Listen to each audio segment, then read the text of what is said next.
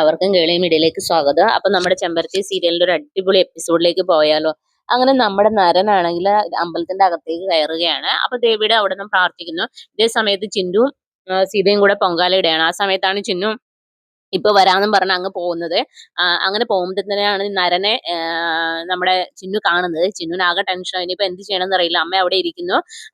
പെട്ടെന്ന് നരനും എന്തോ ഡൗട്ട് അടിക്കുക. ആരോ ഇങ്ങനെ പാസ് ചെയ്യുന്നത് പോലെ കാണും നരൻ. പക്ഷെ ആരാന്ന് വ്യക്തമായിട്ട് മനസ്സിലാകത്തില്ല. പെട്ടെന്ന് തന്നെ ചിന്നു ഓടിപ്പോയിട്ട് സീതയും കൂട്ടിയിട്ട് മാറി നിൽക്കുന്നിട്ട് കാണിച്ചു കൊടുക്കും നരനുണ്ടെന്ന്. അങ്ങനെ നരൻ അവിടെ ഇവിടെയെല്ലാം നിന്ന് പ്രാർത്ഥിച്ചതിന് ശേഷം പ്രാർത്ഥിക്കുകയാണ്. അപ്പൊ ചിന്നുവും നമ്മുടെ സീതയും കൂടെ മറഞ്ഞു നിൽക്കുകയെ. കാരണം നരന്റെ മുമ്പിൽ ചെന്ന് പെടാൻ പാടില്ലല്ലോ. പെട്ട് കഴിഞ്ഞാൽ പിന്നെ തീർന്നെന്ന് ചിന്നുവിനറിയാം. അങ്ങനെ ചിന്നുവും സീതയും കൂടെ ഒളിച്ചു നിൽക്കുക. ഈ സമയത്ത് രമാദേവി അവരെല്ലാം കൂടെ പ്രാർത്ഥിച്ചുകൊണ്ടിരിക്കുന്നു. അങ്ങനെ മഹിയും ദക്ഷയും കൂടെ പൊങ്കാല ഇടുന്നു. ഈ സമയത്ത് രമാദേവി ഇങ്ങനെ പ്രാർത്ഥിച്ചുകൊണ്ടിരിക്കുമ്പോഴാണ് നരി അടുത്തേക്ക് വരുന്നത്. രമചേച്ചി എന്ന് പറഞ്ഞ ഉറക്കെ വിളിക്കുക. അപ്പൊ രമാദേവി ഒന്ന് ഞെട്ടും. ഞെട്ടിയിട്ട് നോക്കി, നരനോ നീ എന്താ ഇവിടെ എന്നുള്ള രീതിയിൽ നോക്കും. അപ്പൊ പറയും, അപ്പം ജയറാം ചോദിക്കും, നീ എന്താ ഇവിടെ എന്ന് ചോദിക്കും. അല്ല, ഞാൻ ഇതിലെ പാസ് ചെയ്തപ്പോ രമചേച്ചിയുടെ കാറ് കണ്ട്, അപ്പൊ ഒന്ന് കേറിയിട്ട് പോകാന്ന് വിചാരിച്ചു. എന്നാ കണ്ടിട്ട് ചില കാര്യങ്ങൾ സംസാരിച്ച് അങ്ങ് പോകാമെന്ന് വിചാരിച്ചെന്ന് പറയും. അപ്പം പെട്ടെന്ന് നരൻ പറയും, രമചേച്ചി എനിക്ക് കുറച്ച് കാര്യങ്ങൾ സംസാരിക്കാനുണ്ടെന്ന് പറയും. നമുക്ക് മാറി നിന്ന് സംസാരിക്കാന്ന് പറയും. അപ്പൊ പെട്ടെന്ന് ജയറാം പറയും, അതൊന്നും പറ്റത്തില്ല, ബിസിനസ് കാര്യങ്ങളൊന്നും ഇപ്പൊ സംസാരിക്കേണ്ട സമയമല്ല, ഇതൊരു ക്ഷേത്രമാണ്, ക്ഷേത്ര സന്നിധിയിൽ വെച്ചല്ല, ഇതൊന്നും വേണ്ട, നീ പോകാൻ പറയും. അപ്പൊ പെട്ടെന്ന് രമാദേവിക്ക് മനസ്സിലാവും ജയറാമിന് അത് ഇഷ്ടപ്പെട്ടില്ല എന്ന്. അപ്പൊ പെട്ടെന്ന് രമാദേവിയും പറയും, നീ എന്താ ഇവിടെ വന്നത്?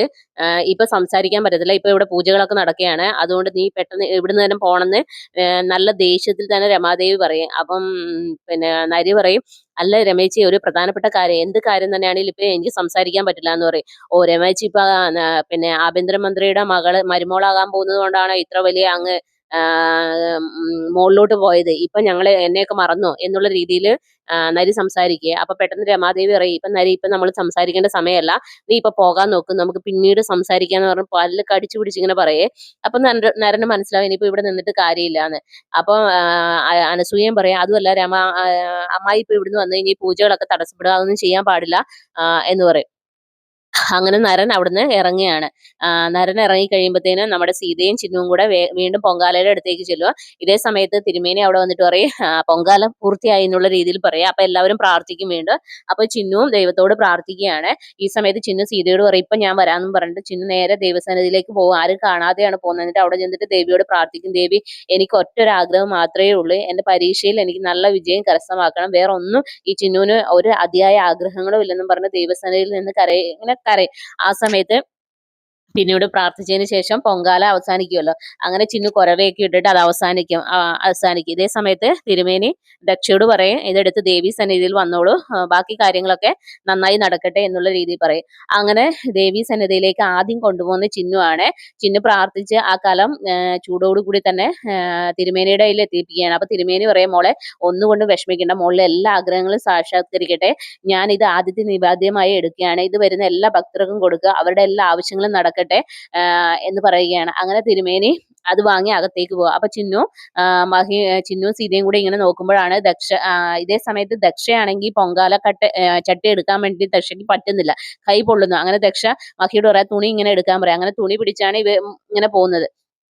അങ്ങനെ ഇങ്ങനെ നടന്നു വരുമ്പോഴത്തേനാണ് സീതയും ചിന്നു ഇവരെ കാണുന്നത്. അപ്പൊ ചിന്നു പറയും, അമ്മ ഇതേ രമാദേവി, നമുക്ക് മാറി നിൽക്കാന്ന് പറഞ്ഞ് ഇവര് മാറി അങ്ങ് നിൽക്കുകയെ, ഒളിഞ്ഞു നിൽക്കും. അങ്ങനെ ഇവര് ദേവി സന്നിധിയിൽ എത്തുമ്പോഴത്തേന് ദക്ഷ പറയും, തിരുമേനി ഇതൊന്ന് പിടിച്ചാട്ടെ എന്ന് പറയും. അപ്പൊ തിരുമേനി പറയുന്നത് അവിടെ വെച്ചോളെന്ന് പറയും. അങ്ങനെ തിരുമേനി അവിടെ വെക്കാൻ പറഞ്ഞ സ്ഥലത്ത് ദക്ഷ അത് വെക്കും. എന്നിട്ട് പറയും, തിരുമേനി പറയും, അതെ, ഉള്ളിലെ ദേഷ്യവും വൈരാഗ്യങ്ങളും ഒക്കെ ആദ്യം മാറ്റണം, എന്നിട്ട് വേണം പ്രാർത്ഥിക്കാൻ എന്നുള്ള രീതിയിൽ ദക്ഷയോട് പറയേ. അങ്ങനെ എല്ലാവരും പ്രാർത്ഥിക്കും. അങ്ങനെ തിരുമേനി പൂജിച്ച നിവേദ്യം എല്ലാം രമാദേവിക്ക് കൊടുക്കുന്നിട്ട് രമാദേവിയോട് പറയും, ഇത് ആദ്യം ഇവിടെ നിവേദ്യം എത്തിച്ച നിവേദ്യമാണ്, ഇത് കളയാൻ പാടില്ല, മുഴുവനായിട്ട് എല്ലാവരും കഴിക്കണമെന്ന് പറയുകയാണ്. അങ്ങനെ ഇതെല്ലാവരും കഴിക്കുക. അപ്പൊ ചിന്നുവിന് ഭയങ്കര സന്തോഷമാകും. കാരണം ചിന്നു ഉണ്ടാക്കിയ നിവേദ്യമാണ് തിരുമേനി കൊടുക്കുന്നത്. ഇതൊന്നും അറിയാതെയാണ് രമാദേവി നന്നായിട്ട് അങ്ങ് കഴിക്കുന്നത്. രമാദേവി എല്ലാവരും കഴിക്കുകയാണ്. അപ്പൊ ചിന്നുവിന് സമാധാനം. അപ്പൊ ചിന്നു പറയും, അമ്മയോട് പറയാം, അമ്മ കണ്ടില്ലേ, ഇതാണ് ദൈവത്തിന്റെ നിയോഗം എന്ന് പറയുന്നത്, ഇനി വേറെ പ്രശ്നങ്ങളൊന്നുമില്ല, എനിക്ക് സമാധാനമായെന്ന് ചിന്നു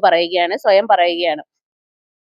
അങ്ങനെ ഇവരെല്ലാം പ്രാർത്ഥിച്ചതിന് ശേഷം പുറത്തേക്ക് ഇറങ്ങും. പുറത്തേക്ക് ഇറങ്ങുമ്പോഴത്തേന് അവിടെ നിന്ന് രമാദേവി പറയും ഇനി നിങ്ങളുടെ ജീവിതത്തിൽ യാതൊരു പ്രശ്നങ്ങളും ഉണ്ടാകത്തില്ല, നിങ്ങൾ സന്തോഷത്തോടുകൂടി ജീവിക്കണം, അതാണ് വേണ്ടതെന്ന് പറയും. അപ്പൊ പെട്ടെന്ന് ജയറാം പറയും ഒരു കുടുംബജീവൻ എന്ന് പറയുന്നത് പൂജകളും ഇതും മന്ത്രങ്ങളും ചെയ്യുന്നതിലല്ല, മനപ്പൊരുത്തമാണ് വേണ്ടത്. രണ്ടുപേരും തമ്മിലുള്ള ആഴത്തിലുള്ള സ്നേഹവും കരുതലും ഒക്കെയാണ് ഒരു ജീവിതത്തിൽ വേണ്ടതെന്ന് പറയും. അപ്പൊ പെട്ടെന്ന് രമാദേവി പറയും ഇതൊക്കെ ഞാൻ രമാനിലയത്തിൽ കാണുന്നുണ്ട്, നിങ്ങളുടെ കുറെ ഇടപെടലുകളും അതും എന്നൊക്കെ പറഞ്ഞിട്ട് അതിന്റെ ഇടയിലൂടെ ജയറാമിന് ഒരു എന്താ പറയാ കുത്തി കൊടുക്കും. അതേ സമയത്ത് അപ്പം മഹിയും പറയും അച്ഛൻ പറഞ്ഞതിന് ശരിയത്, അച്ഛൻ പറഞ്ഞത് 100% ശരിയാണ്. വിവാഹ ജീവിതം എന്ന് പറഞ്ഞ പൂജയിലും മന്ത്രത്തിലും ഒന്നും അല്ല കാര്യം, നമ്മുടെ മനപ്പൊരുത്തമാണ്, അതില്ലാതെ ഒന്നും ചെയ്തിട്ട് ഒരു കാര്യമില്ല എന്ന് പറയും. അപ്പൊ രമാദേവി പറയും എനിക്ക് വിശ്വാസമുണ്ട് ദക്ഷമോൾക്ക് നിന്നെ സ്നേഹിക്കാനും കരുതാനും ഒക്കെ പറ്റുന്ന അത് അങ്ങനെ തന്നെ ആയിരിക്കുമെന്ന് പറയുകയാണ്. ഈ സമയത്താണ് ചിന്നുവും സീതയും കൂടി അതുവഴി വരുന്നതാണ്. പെട്ടെന്നാണ് രമാദേവി ഇങ്ങനെ തിരിഞ്ഞു നോക്കുമ്പോഴത്തേനും അവരെ കാണുന്നത്. അപ്പൊ ജയറാം ചിന്നു അല്ലേന്ന് പറഞ്ഞിട്ട് ജയറാം ഇങ്ങനെ നെടുവീർപ്പിടുവേ. അപ്പം മഹി ഇങ്ങനെ നിൽക്കുകയാണ്. അങ്ങനെ ചിന്നുവും സീതയും കൂടി അതുവഴി നടന്നു വരും. അപ്പൊ പെട്ടെന്ന് ജയറാം ചോദിക്കും മോളെ നിങ്ങൾ ഇന്നലെ ഇവിടെയാണോ കിടന്നതെന്ന് ചോദിക്കും. അപ്പൊ രമാദേവി പറയും പിന്നെ ആരും ഇല്ലാത്തവര് എവിടെ പോയി കിടക്കുക, അമ്പലത്തിലാവുമ്പോ പൈസയൊന്നും കൊടുക്കാതെ ഭക്ഷണവും വെള്ളവും എല്ലാം കിട്ടുമല്ലോ, പിന്നെ ഇവിടെ കിടന്നാൽ മതിയല്ലോ, അന്നദാനം ആരെങ്കിലും ഉണ്ടാക്കുന്ന പ്രസാദമൊക്കെ കഴിച്ച് ഇവിടെ അങ്ങ് കഴിഞ്ഞാൽ മതിയല്ലോ എന്ന് പറഞ്ഞിട്ട് കളിയാക്കുക. അപ്പോഴും ചിന്നു ഒന്നും മിണ്ടത്തില്ല, ചിന്നുവിനെ നല്ല രീതിയിൽ തന്നെ കളിയാക്കും. കളിയാക്കുമ്പോഴത്തേന് മഹി അപ്പൊ ദക്ഷയും ഏതാണ്ടൊക്കെ പറയാം. അപ്പൊ മഹി പറയും ഒന്ന് നിർത്തുന്നുണ്ടോ, ഇത് അമ്പലനടയാണെന്നെങ്കിലും കൂടെ ചിന്ത വേണ്ടേന്നുള്ള രീതിയിൽ മഹിയും ദക്ഷയോട് എതിർക്കുക, അങ്ങനെ പറഞ്ഞുകൊണ്ട് നിൽക്കുക. അപ്പൊ പെട്ടെന്ന് ചിന്നുവും സീതയും കൂടെ അങ്ങ് പോകാൻ ഇറങ്ങും. അപ്പൊ പറയും ചിന്നു അവിടെ നിൽക്കുന്നു പറയും രമാദേവി. എന്നിട്ട് ജയറാമിന്റെ കയ്യിൽ നിന്ന് 500 രൂപ കുറച്ച് പൈസ വാങ്ങിയിട്ട് ചിന്നുവിനോട് പറയും ഇതാ നീ കയ്യിൽ വെച്ചോ, എന്തായാലും തിരുമേനി പറഞ്ഞിട്ടുണ്ട് പാവങ്ങൾക്ക് പൈസ കൊടുക്കണമെന്ന്, ഇത് പിടിക്കണേന്ന് പറഞ്ഞിട്ട് ചിന്നുവിന്റെ കയ്യിലേക്ക് വെച്ചു കൊടുക്കുകയെ.